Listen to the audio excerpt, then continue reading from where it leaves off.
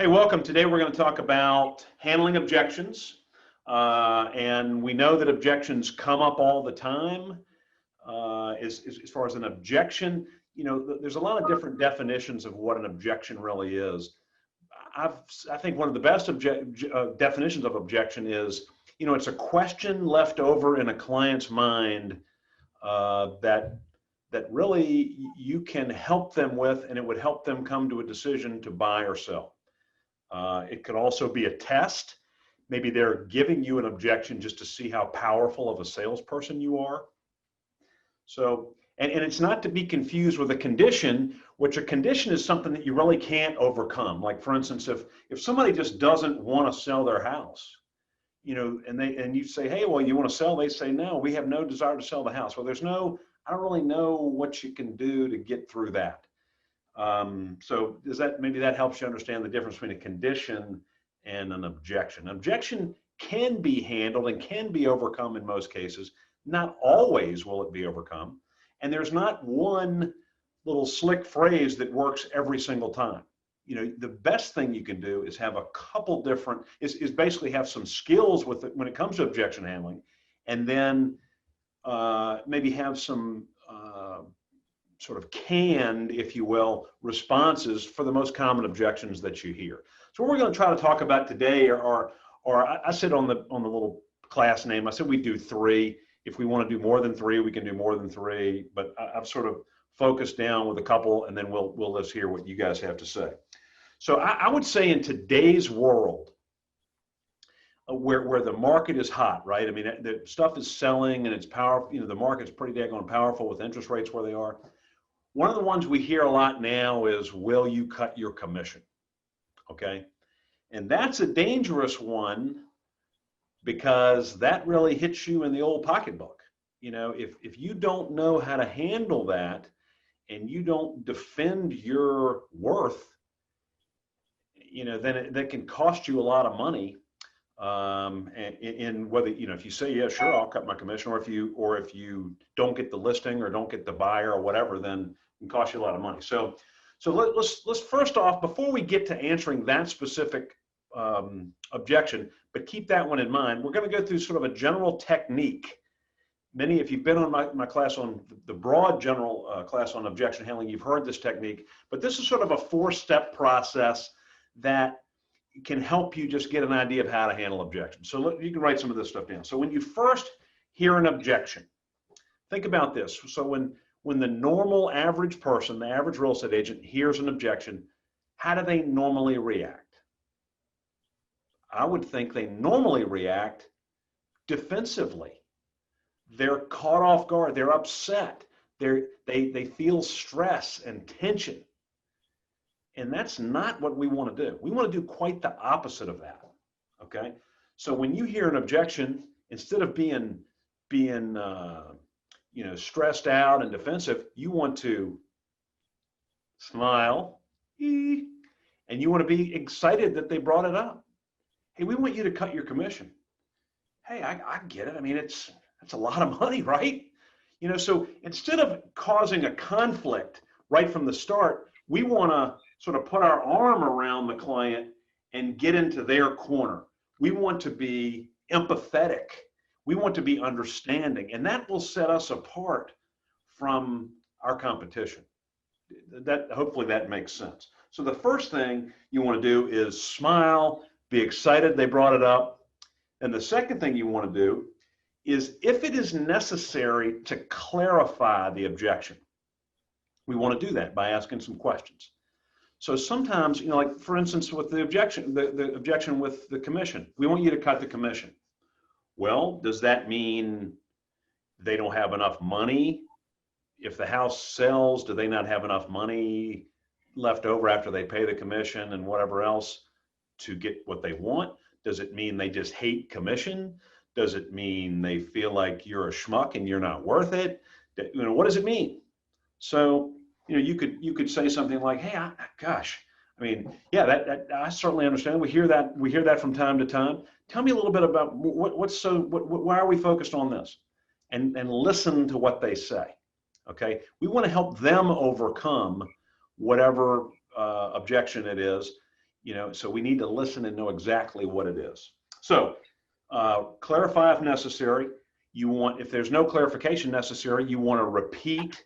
And like I said before, be empathetic. That lets people know that you're listening to them and that you care and that you're understanding about what their situation is. Does that make sense? And since the only one of you I can see is Jessica, Jessica will nod and speak for the rest of the group. All right, cool.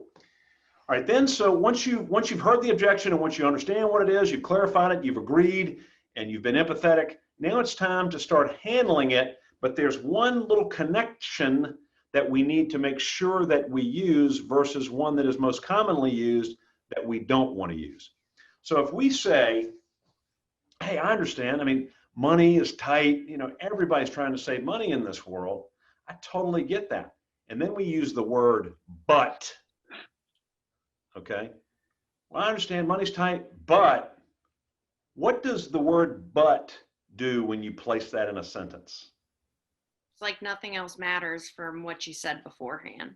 Right. In essence, it negates everything we've said. If I said, Jessica is a wonderful person, she's so nice and friendly and pretty, but, so it's like, oh, that's a bunch of BS. Now we're coming with the truth.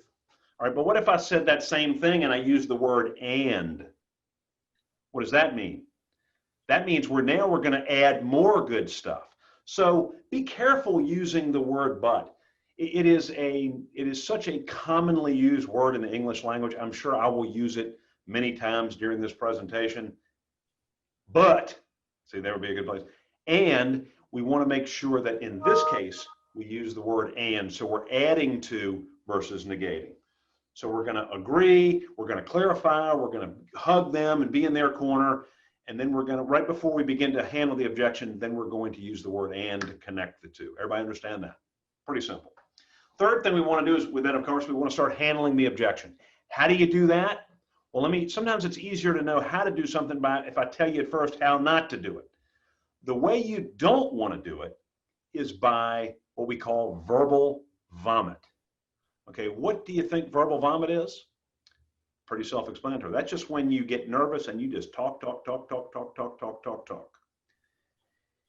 The best way to handle an objection and the best way to sell anything, to sell someone on something, and that's really what we're trying to do, is to ask them a series of questions that leads them to the desired result. Does that make sense to you? Versus me just telling you something. If I can ask some questions that make you think and then ultimately lead you to where I'm trying to take you, that's the best way to convince them of your position.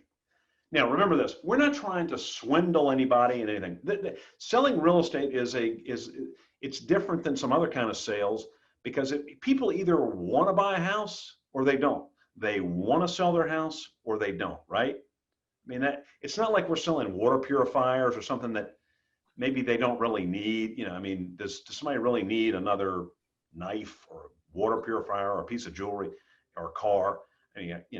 This is something that they've either made up their mind or they're not, or they're either a little bit on the fence. But what we're trying to do is help them go through with the purchase or the sale, and we want them to use us because we know that we have the skill set and the ethical fiber to help do this better than anybody else can do.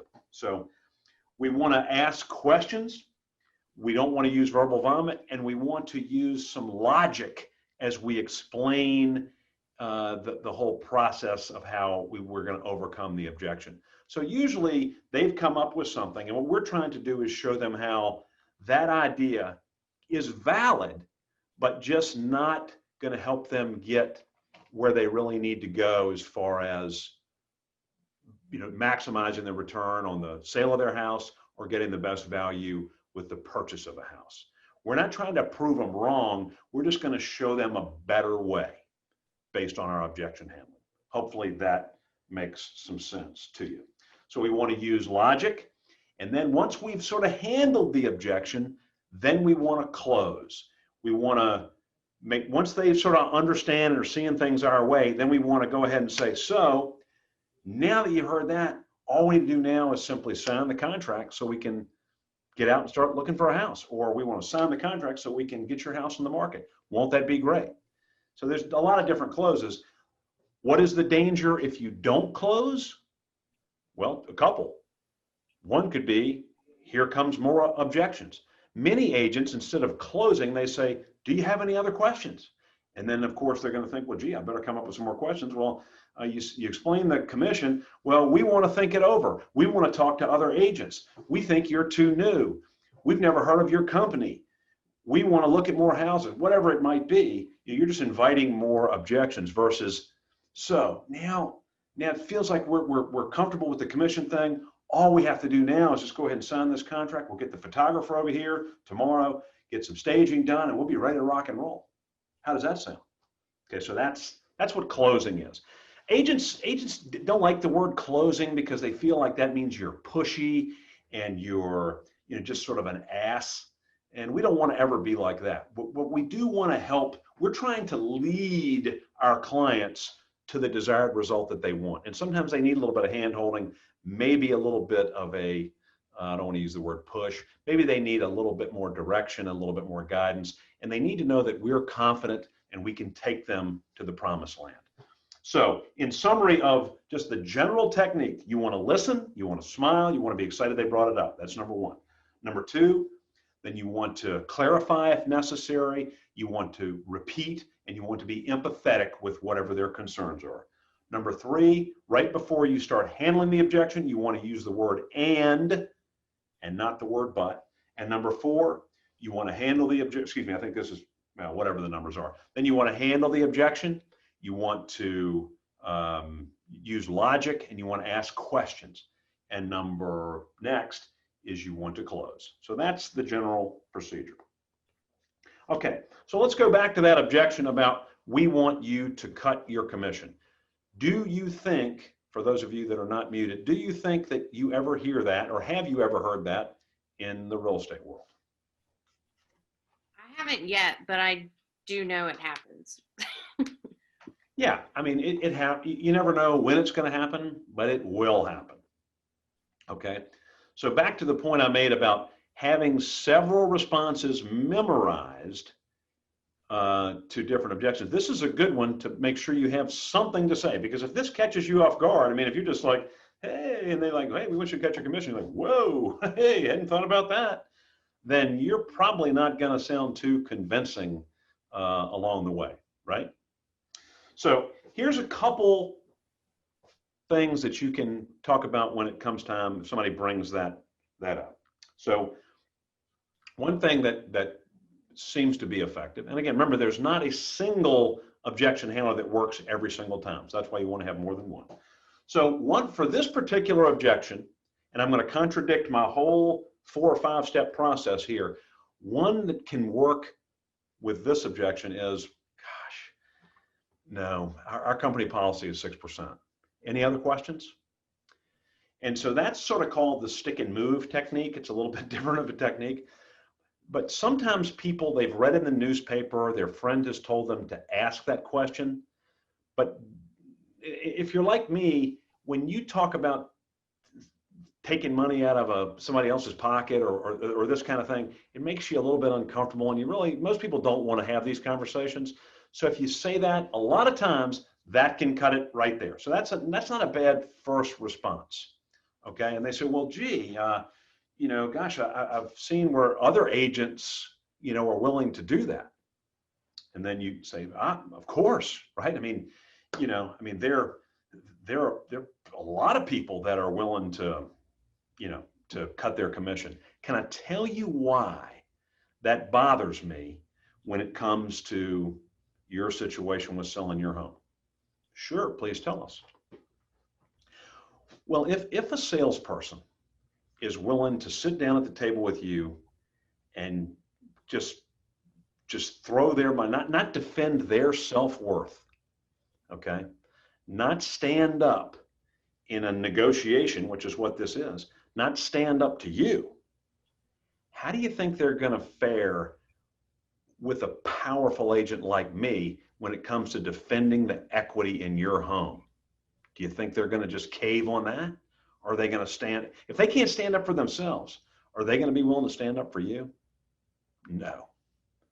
I'm the agent that's going to stand up and defend your equity. You might pay a little bit more, but you're going to get more in the long run. Is that what you want? Sure. Then let's do the right thing. Does that make sense? Say yes. Even if you're muted, you can say yes. Okay, so that's one approach.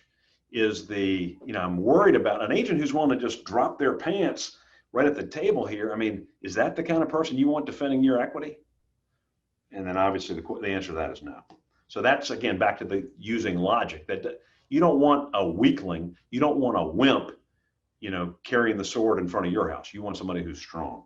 So you have to paint the picture that you're strong, they're weak, and because of hiring you, they're going to do better than hiring a wimp. Okay, another one would be, well, a lot of agents, they're willing to just reduce that commission. Can I tell you how that could hurt you rather than help you? Sure. Well, you know how the real estate market works. The commission is split between the listing side and the buyer side. Is that right? Yeah, right. So normally if it's a 6% commission, you would have the buyer's agent getting 3 and the listing agent getting 3 and when the sale closes, right? Right. And that's what makes the world go round. So let's say it's discounted and the offer to the buyer's agent is reduced to 2.5%. Do you know, hey Suzanne, do you know how many homes the average agent in Richmond sells in a year? And they're going to say, well, in what, 10, 20? No, it's actually like between 2 and 3. So let me ask you a question. If you only were going to be successful in your job 2 or 3 times a year, and you're looking through MLS for the 1 or 2 clients you have in a whole year, and you see listings that are 3%, here's one 3% plus $1,000 bonus to the agent, and then here's one for 2.5%. Which ones are you going to be excited about showing to your clients?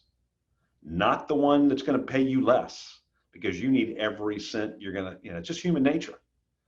So can you see how that's going to negatively affect the sale of your home and the price you make on the home? So there's another one. So that's really 3 objection handlers. The one, basically the stick and move technique is, gosh, no, our company policy is 6%. Any other questions? That's number 1. Number 2 is sort of the wimpy agent, anybody who's willing to sit here and just give up their hard-earned money to you. How are they going to fare against me in a negotiating arena? And then 3, sort of the discount, 2.5, and the agents that only sell 2 to 3 houses a year. Does that make sense? Any questions about those? Does maybe somebody has another good objection handler for that commission cutting objection? Anybody else have a good one or want to talk about something, another angle that you could go down? So the last 2 listings that I have done, I actually start out with, because the bottom line, people want to know how much money they're making and what the commission is. So I automatically start out with, after I do my presentation, my commission is 6%, and I do start out with it is company policy. And usually by then they don't have any other questions, just even right. Starting out, giving them that information. But I think one objection handler that I would use would be the, one where the agents aren't going to work as hard for you. They're probably not going to market it as hard as they should be marketing it, because they're reducing their commission. They're not going to be making as much off of it. So, they're not going to work as hard. A logical argument for that, if you want to just sort of role play with me, you can be the seller. So Jessica, if an agent's willing to cut the commission, let's say by 1% or something, so they're going to make thousands of dollars less than the standard. Do you really think they're going to do everything that somebody who's making the traditional fee is going to do for you? No. No, they're not. I mean, if you, in your job, for instance, if your job pays whatever, and they all of a sudden tell you that you're going to make 33% less, do you think you're going to work as hard for those dollars? No, I'd work less. No way. Well, and it's and do you think anybody's different than you? Hey, Deane. See those questions. You want them to really relate to it. So do you think these slack agents are any different than you? Again, we're not naming an agent when we're trying to paint a picture here. We're just going to say, do you think these weak agents that are caving on their commission, do you think they're any different? Their human nature is any different than yours? They're just not going to be able to work as hard. Yep. And you don't want that, do you? No. What do you want? Oh, we want an agent who's willing to do it all and this, and then and that's me. Can you clearly see that's me? And you smile and you nod. Yep. And then you close. And I think So that's a good making sure, I don't know, can you hear me? I can hear you and I can see you. Oh, yeah. I went for a bike ride in the rain, so I had my video off, but I thought, well, you don't really care. What the heck? We're all family here. So the other thing I've used is making sure people are comparing apples to apples, because, you know, not everybody brings a stager and not everybody has photography, and showing listings that we've done, our team's done. And just the other day I had somebody who was like, well, what makes you different? Well, we do whatever you know, we bring you boxes, or we'll help you get it to the end. So just like when you're comparing your lenders, making sure you're looking at apples to apples. Right. A good way to phrase that is there such a thing as, you know, when you think about discount, I mean, something's got to give, right? Something's got to give. You know, like Sam's Club is a discount store, and it works for some things. I mean, if you just need the basics, that's great. But if you're going to buy an engagement ring, something that's important to you, like, is the sale of your house maybe one of the largest investments you'll ever make, or largest business transactions? I mean, so if you're gonna buy an engagement ring, is Sam's Club the spot for that? And you hope they didn't buy the engagement rings there. I guess you can get them there, but I used to say, when talking about one of the objections you hear sometimes is for sale by owner, and I used to say, well, you know, you wouldn't cut your hair yourself, but now I cut my own hair, so I can't say that one again. So anyway. All right, that's cool. Let's go to another one, because some of us that are participating here and would be listening to this once it's recorded will be relatively new to the business. And I think although this objection doesn't come up as often as people think it does come up, and it weighs on the mind, and it affects the confidence of newer agents, because they fear that somebody's going to say, well, gee, you're sort of new to the business. Why should I work with you? And then, so that if you're afraid of objections, then you're less likely to talk to and prospect for buyers and sellers, because you don't want to hear it. So human nature says, I'm going to try to go away from pain. So if I just sit here at my desk and twiddle my thumbs, I'm not ever going to hear that objection. Well, the best way to handle, to deal with that situation is to just learn how to handle the objection. Okay. So if you're new to the business, there are certain things that we can accentuate, and certain things we don't want to get involved with. Do we want to talk about experience level if you're new to the business? Is that where you're strong? No. Do we want to talk about really expertise? Probably not. But if you're new, things that you have, what are some advantages to a new agent? They're motivated to try to get as many clients as possible. Exactly. Highly motivated. That's a good thing. I'm going to show you how to implement this in a second. They are they up on the, or has the real estate business changed in the last 25 years since an old geezer like me got in the business? Yes. Yeah, technology. So have you learned the new way of real estate, or are you stuck in the past? You're on the cutting edge. You're on the new wave of real estate. Okay. I mean, the business has changed significantly in the last 3 or 4 years, much less the last 25 or 30 years. Okay. So that's good. What about time? Do you have more time to spend with the clients and to give to the clients? You sure do. Sure. Okay. So there may be other things as well, but what we want to do when we're handling this particular objection, it's what the technique is called level shift. We want to shift the conversation away from the traditional school of thought where new is bad and experienced is good. We're going to use a Jedi mind trick in a way to try to help people equate with new is good and experienced maybe isn't bad, but it's not as good as I thought it was. Okay. So how we do that is you say, well, yeah, obviously, Mr. and Miss Seller, that, you know, to be honest, I mean, I've only been in the business for 9 months or whatever the time is. And let me ask you a question. Do you want an active agent or do you want a passive agent to sell your house? Well, we want an active agent. Well, let me ask you another question. If somebody's been in the business for 15 or 20 years and they've got tons of clients, do you think that they're going to be able to spend as much time on your transaction as I would be able to? What's the answer to that? No. Obviously not. You know, you ever get the feeling sometimes when somebody is so busy that you're just a number? Is that the way you want to feel when you're selling your house?